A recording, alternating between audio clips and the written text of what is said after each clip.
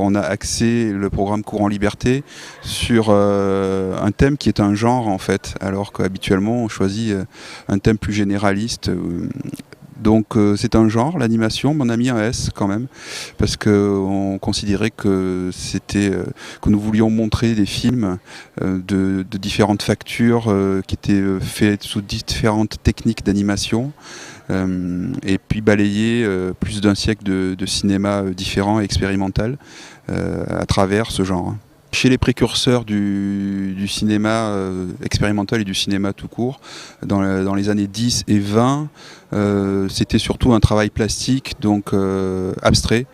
Donc le cinéma d'animation expérimentale est évidemment non narratif, et c'était surtout un travail sur des techniques d'animation, donc sur des formes géométriques souvent, sur des mouvements des effets de clignotement. Actuellement, le cinéma expérimental d'animation travaille toujours les formes, la couleur et les techniques.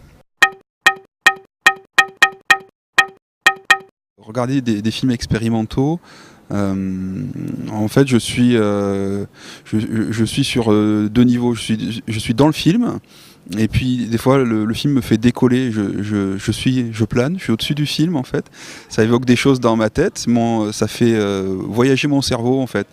Et puis hop, je reviens dans le film. Et je trouve que pour moi c'est la différence fondamentale avec du film narratif, où il y a un récit qui est là pour captiver le spectateur et pour diriger complètement l'esprit du spectateur. Ce qui est aussi très agréable, hein, j'y prends aussi du plaisir. Mais voilà, sur une narration, sur un film traditionnel, on vous raconte une histoire, vous rentrez dedans et vous lâchez plus jusqu'à la fin. Avec le cinéma expérimental, ce que j'aime bien, c'est qu'on est assez libre. On peut se laisser emporter par le film, et puis à un moment donné, ça stimule l'imagination en fait, et moi ça me fait penser à d'autres choses, à des idées, à des connexions avec d'autres choses, et puis je décolle du film et puis je rentre dedans, et puis ainsi de suite. En ce qui me concerne, pour la réalisation des films expérimentaux, généralement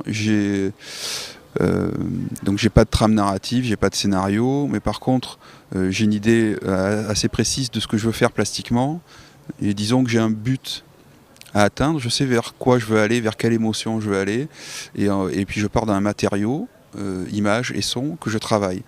Et là par contre c'est la part d'exploration, c'est-à-dire que pour arriver à une émotion, je vais travailler mon matériau, je vais travailler mes images, travailler mon son, et là je pars un petit peu dans l'inconnu. Je travaille avec des techniques que je connais un petit peu évidemment, mais aussi je vais tester des choses nouvelles. Et donc il y a les deux parts, il y a une certitude, c'est ce que je veux exprimer, ce vers quoi je vais, et puis l'incertitude et la découverte, c'est comment y arriver. La technique ne peut pas être un frein à la création expérimentale, parce que la technique n'est pas forcément l'outil indispensable pour réaliser le film.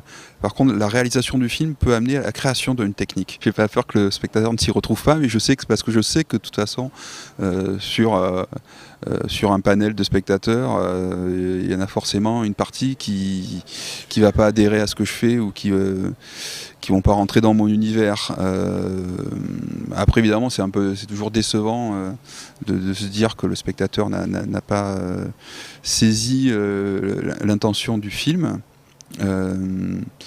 Mais en même temps on n'est pas là pour calculer, donc c'est de la création, ça jaillit et ça vient comme ça. Pour moi, le cinéma expérimental pourrait être la poésie du cinéma. Et si on fait une référence à la peinture, on pense évidemment à la peinture abstraite, ou en général à l'art contemporain, c'est-à-dire d'explorer et de s'affranchir des codes de la représentation, d'échapper au figuratif en fait.